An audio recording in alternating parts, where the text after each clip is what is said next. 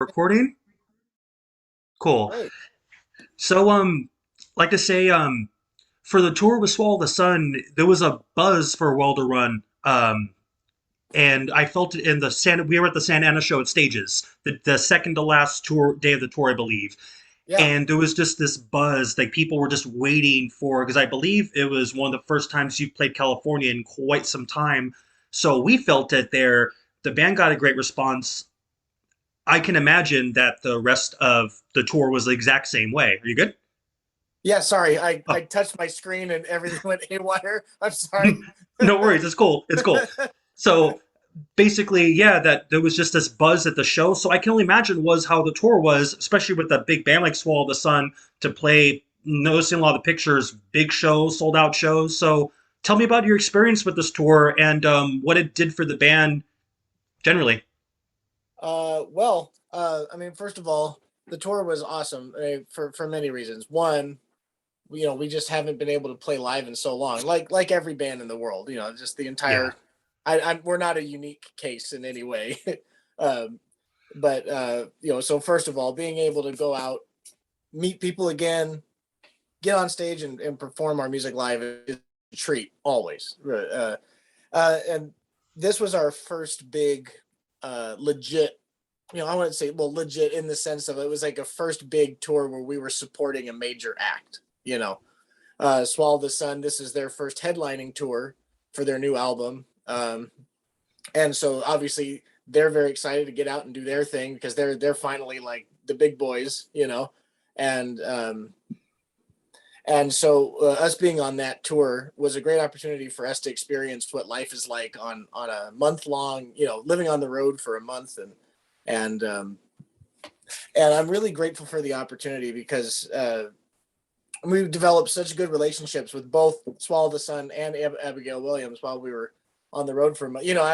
After a couple of weeks, you go through some great shows and some shows that have technical problems or whatever, and there's always like stuff that happens on tour that you can commiserate over or bond over. And I feel like this tour was after a while, it became a really special case where we kind of gelled as like a team. It was like, okay, it's not just like all three bands are separate trying to do these shows. It's like, no, we're a unit. We're going to try to make every night a success. And I really appreciated that. I really appreciate our relationship we have with Swallow the Sun now. They're like good friends of ours now, and it's really cool.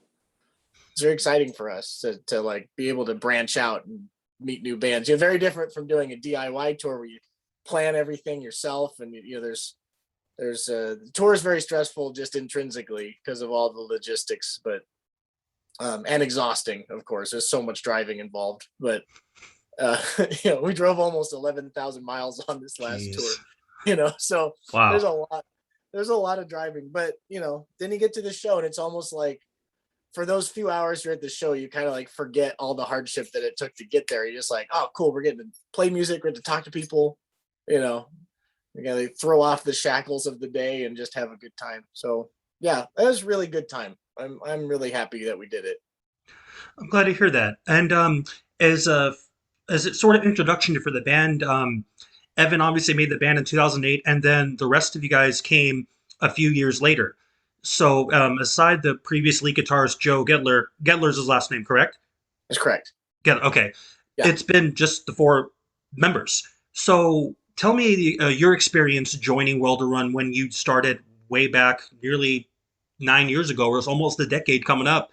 What was Yeah. your experience joining the band like, and where you fit in with your musical and instrument duties, abilities with Evan and the rest? Sure. First of all, let me just say thanks for coming to the Santa Ana show. By the way, I appreciate that you came.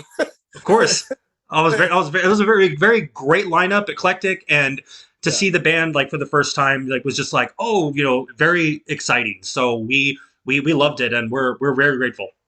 I'm glad you enjoyed it. Anyway, I just wanted to say thanks. Of course, always. So yeah, it's whenever people ask about like my history in the band, it always tends to be this long story because I've like played so many roles inside the band. But essentially, I'll try to make an abridged version. We all met at music school in Boston, and Evan had this Wilderun project kind of percolating in different forms with other people that he had met at the school.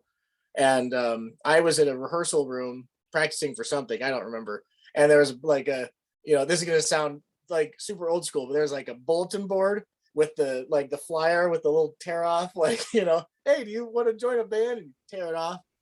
And it's literally what it was. It was like, hey, I have a band, and it's like Tour Sauce and Moon Sorrow. Do you like those bands? Come email me. I'm like, hey, and I was the person at the time that tore off a little tag.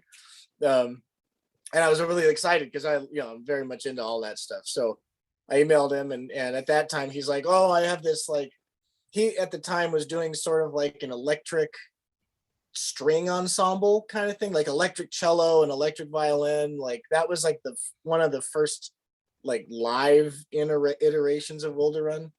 That ended up not working out. And so he contacted me maybe about a year later. So this is maybe like 2011, late 2010. And he was like, hey, so my other thing didn't work out. You were the only person that ever emailed me about this. So do you want to like get together and talk about folk metal? I'm like, yeah, sure.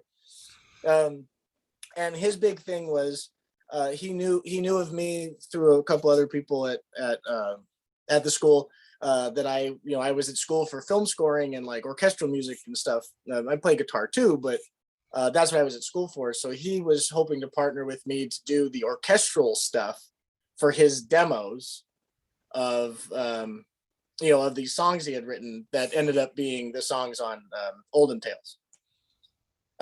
So we spent a good, I don't know, 6, 7, or 8 months in my apartment. He'd come over like twice a week, and he kind of taught me how to play some of the riffs and some of the songs, and we recorded little guitar demos. And then he and I would work on the orchestra stuff and in the computer, and that was like my first involvement of it. And the whole idea was, oh, let's just make like a demo, and just see what happens. It'd just be fun to get these ideas out of my head and into the computer, right? That was Evan's kind of mindset.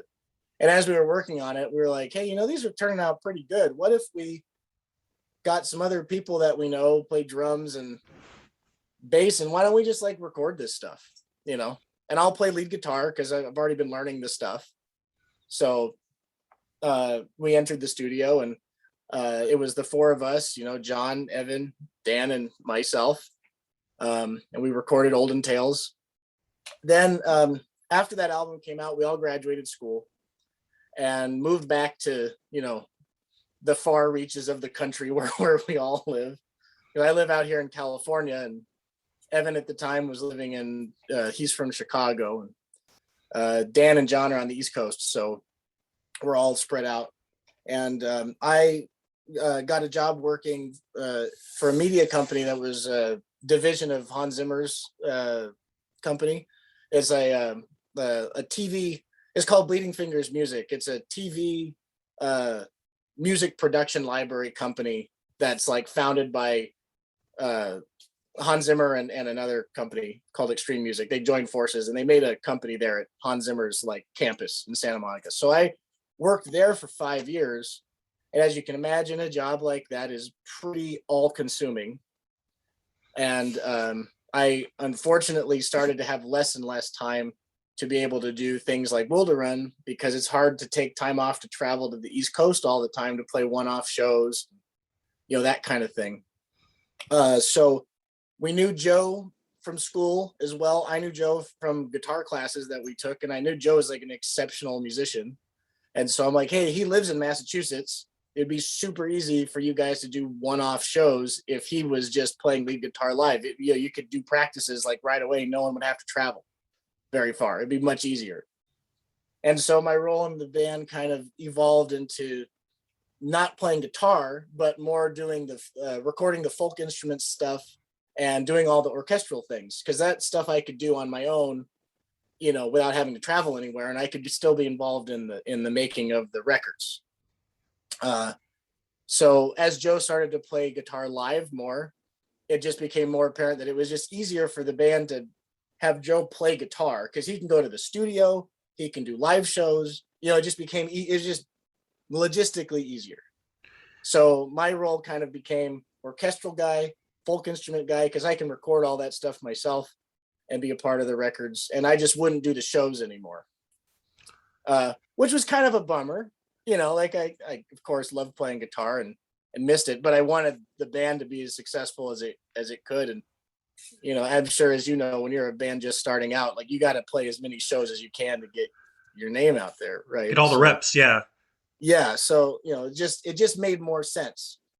So eventually I ended up leaving Hans Zimmer's company for many reasons, just taking too much of my life. And I was trying to start a family and, you know, getting married and stuff. And, you know, my priorities shifting. The job was very hard in that regard. So once I quit that job, my time suddenly freed up and I could be more involved in Wilderun again. And that was right around the time Veil of Imagination came out. So I was more involved in the orchestral side of things on that album. Again, Joe played guitar on that record. And then it came time to do Epigone. Again, I'm still not working for Hans Zimmer. I'm just freelancing. So Epigone was very exciting for me because I was able to be super involved in, you know, from the get-go, because I didn't have any other musical obligations. I could just kind of be involved from the start, from all the compositional stuff. So Joe recorded guitar on Epigone on the album. And then again, kind of like what happened to me, he found a new great calling in doing his tattoo business and wanted to put his all into that. And so he sadly told us he was going to leave the band, which we're very grateful for our time that we had Joe playing guitar, but I'm also equally grateful to be back playing guitar because I love it so much. So, you know, so thank you to Joe for being such a great dude. That's essentially the story of me being in the band without telling the whole, you know, hours long details. That actually answered like 3 of my questions. Oh, that's great. Like that's very intuitive to all the details and how it worked out for you and worked out for Joe in the end too, and everything. Yeah. And also with the use of the orchestra parts, I've noticed if you look at the credits, it'll show that you and Evan share the guitars, the acoustics, the orchestra, keyboard duties. And hearing the middle end of O Resolution, that little minute and a half, 2 minute, you know, interlude before the ending of the song, there's this folkiness, I don't know, there's like this special folkiness inside the orchestra and the little waves of the music that I think really helps make Wilderun stand out. Tell me your and Evan's influences and where that special attention to detail on the orchestra aspects of the band came from, because I think it's one of the strongest things that the band has going for them. Oh, well, I appreciate you saying that. Thank you. I want to just clarify one thing on Veil of Imagination. Dan, the bass guy, shared a lot of the orchestral duties. Just for clarity's sake. Of course. But obviously, all of us are huge fans of orchestral music. And cinematic, you know, film scores and things of that nature. So, yeah, I mean, as O Resolution, I think you're probably referring to that little interlude at the end. There's if I can remember correctly, there's a little bit of hammered dulcimer in there, or plucked piano. I can't remember exactly. It's one of those things. I also bowed my acoustic guitar to like give some sort of organic kind of pad thing. Oh, nice. Yeah, there's little tinges of folkiness on Veil, not as much as Sleep or Epigone. There's little bits of it. But yeah, I mean, as a whole, in general, Evan and Dan and John and myself share a lot of similar musical interests in like bluegrass music and Americana music. You know, like Alison Krauss and Union Station and bands of that nature. And then not to mention just orchestrally, we love composers like Alan Silvestri and John Williams and Thomas Newman, you know, Philip Glass. Like we all love this. There's like, everyone has their own influences, but we've managed to find 4 people that share a similar enough, you know, little core of artists that we like. And so that collectively helps us. I think we just think of music in those ways. We're always thinking of our music in a very cinematic nature, like all 4 of us are. So I don't know if that answer. Hopefully that answers your No, question. no, for sure, because it's unique and it's great that it seems like the majority of you help contribute to that. It's not just one person doing it all. It's a multitude of ideas and instruments and music within the keyboard orchestra parts. And Mhm. one of my friends who's into EDM music, he also loves trance and he likes sound scores and scores and everything. So metal has so many of them, and bands do intros, middle sections, orchestra albums all the time. So I show it to him, and he's just like blown away. Like, this is a metal song that comes from a metal band. Like, they're influenced by so many things. So it's a good problem to have in our community. Yeah, no kidding. Absolutely. And also can for the I'm also doing currently doing an album review for Epigone, and one of the things I noticed, especially in Passenger, compared to maybe Veil Imagination, with the keyboard part and the guitar, I felt like in Veil Imagination they almost felt not like a that famous wall of noise sound that Emperor did, but they blended. The notes would like blend together and create this eerie like this like storyline musically. With Epigon, for what I can hear initially, they sound a little more spread out to where they're almost like individual instruments. I can hear the guitar a little more clearly, and I can hear the keyboard and orchestra parts a little more independent of the guitars, and I feel like it adds a new dynamic. Tell me about the process of Epigon, what you guys learned from Veil of Imagination, and just the details about this new record. Sure. Well, I appreciate that you can pick out that detail because it's certainly something on our to-do list for this record was to make ideas as clear, like, sonically as clear as they could be. Not that that isn't a goal on other records. I just think that we've accomplished it more successfully on Epigon than we have on other records in the past. And I think the difference between Veil of Imagination and Epigon, at least in regards to the two things that you mentioned, like the guitars and the orchestra. Um, on Veil, I'll see if I'm just going to describe this, and hopefully it'll make sense. But because I'm Yeah. thinking it in terms of how I did it in the computer, but because we don't have the budget for live orchestra. We're not Dimu, we're not Dimu yet. We don't have money for that yet. But orchestral libraries are so good now. They're just incredible. Like, to make an orchestra in a computer, you can buy software that already gets you halfway there because the samples are so good. Um, and I think the difference between Veil of Imagination and Epigon, it wasn't so much the software that was used or the libraries that were used. It was more the way in which we decided to execute the orchestra. And by that, I mean, on Veil Imagination, there was a lot of, I work with a big template. Let me see if I can put it this way. I have a big template in my computer of all the orchestral sounds I would possibly want to use. And on Veil, I'd go section by section, and I go, oh yeah, we're gonna do big brass chords here and a string melody, and I would just sort of pick whichever libraries I thought sounded good in that moment. And then we move to a new section, and I might use different libraries. It'd still be brass and strings and woodwinds. It's still the orchestra, but I wasn't using a consistent set of sounds. I was using like different brass libraries or different string libraries or different layers of those things to accomplish certain stuff. I think it works on Veil because that record kind of has a sense of kind of chaotic energy about it. It's kind of bouncy and kind of all over the place. And I think I shifting, agree. yeah, right. So shifting sonic perspectives, I think, works in that sense. But on Epigon, I very deliberately designed a layer of orchestral instruments that was to be the ensemble for the entire record.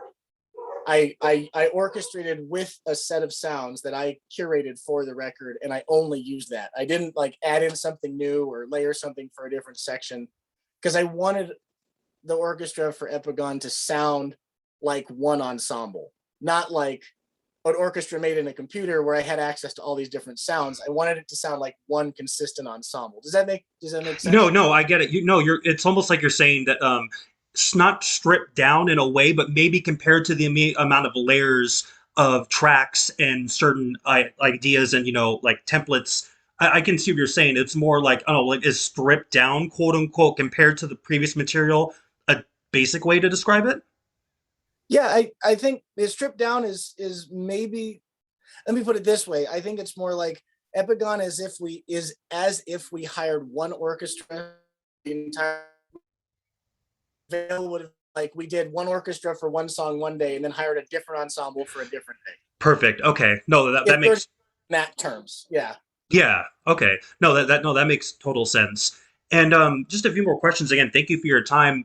With Yeah. we're hoping with COVID, we're hoping that things get better. We're hoping that we have more of a new normal coming up. With the tour that just ended, is there any plans with Epigone just being released? Are there any plans to tour in Europe? Is there any? Does the band want to tour as much as possible? Does that work with everyone's schedule, or is it just more of the right opportunity to promote the record? The right big tour is what the band would like to do. Yeah, I mean, gosh, we're in such a position now where we're trying to take what we can get, because you don't know when anything's going to get the axe and get canceled, Yep, of because obviously we want everyone to be safe and all. So course. that's all fine. But we're taking anything that we're taking anything that we can get offered within reason. And the within reason part is two of us, myself included, have families. Dan also, we have a kid, and there's a balance to be had of, we can't be on the road for half the year and expect our wives to just raise a kid by themselves. Um, but I think that with Epigone coming out, obviously we're very much on the on the path of wanting to do more live shows. I think in the summer, our management and our booking agent is looking into like the festivals that are coming up, like Prague Power, which we very fortunately got booked to do. So those kinds of things in the immediate future, I think we're looking for summer festival type stuff, and then maybe winter, maybe early 2023 winter time kind of tour. Wilderun is probably going to be one of those like tour a couple times a year kind of bands. That's don't quote me on that, but that's just kind of what I'm thinking. Okay, you can do this and say whatever. It's just quotes like this, Oh yeah, one of those. And you get a tour. The Easton, I think, is gonna be on Prague Power. You're so lucky. Oh man, that guy rules. Oh, I know. I'm planning to see Emperor in Psycho Fest this year, so I saw Emperor play at the Key Club back in '06 and '07 um, Wow, years ago. So anytime I can see them again, they're that's a must. man, the Key Club. Well, rip, rip the That was Key my Club. favorite venue I've ever been to. The opening bands got headlining sound. Yeah. It's and I saw Suffocation play the longest set of their career, playing newest to oldest, like a 2 hour set. Best show of my life ever. Wow. Yeah, Wow. that was a, Killer. that was a good time. Man, And you like last question, talking about orchestras and music and everything. Just to throw out there, the RoboCop soundtrack, the RoboCop music score of that movie. If you ever heard it, is very it's evil in a way, but like it's I don't know if have you ever seen RoboCop are you the talking about movie? the first, like the originals, or Yeah, the yeah, yeah. yeah, of course, yeah. Yeah, like to your point, we're talking about orchestra and or like sound scores. I consider that a very underrated sound score, personally. Didn't Basil Palladores yeah, he's one of my favorites. Basil Paul. He's the It's same guy that did the score for Conan the Barbarian and Starship Troopers.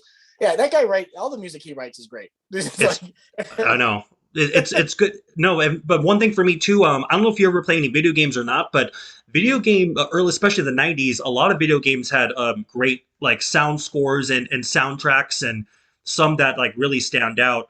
Um, Anything you can recommend in terms of like someone who's into orchestra music? It doesn't have to be a metalhead or anything, or like a metal band, but anything you can think of that you can just recommend to people. Hey, if you like what we do or you like this kind of style, you should check this out. Just any good sound score or orchestra recommendations out there? gosh, well, one of my recent favorite artists. It's not necessarily film music, but it's cinematic in a sense, and it's not metal at all. He's an Icelandic composer. His name's Olafur Arnalds, and he writes music that uses like string ensembles and like really interesting synthetic textures. And there's sometimes vocals on it, sometimes it's just instrumental.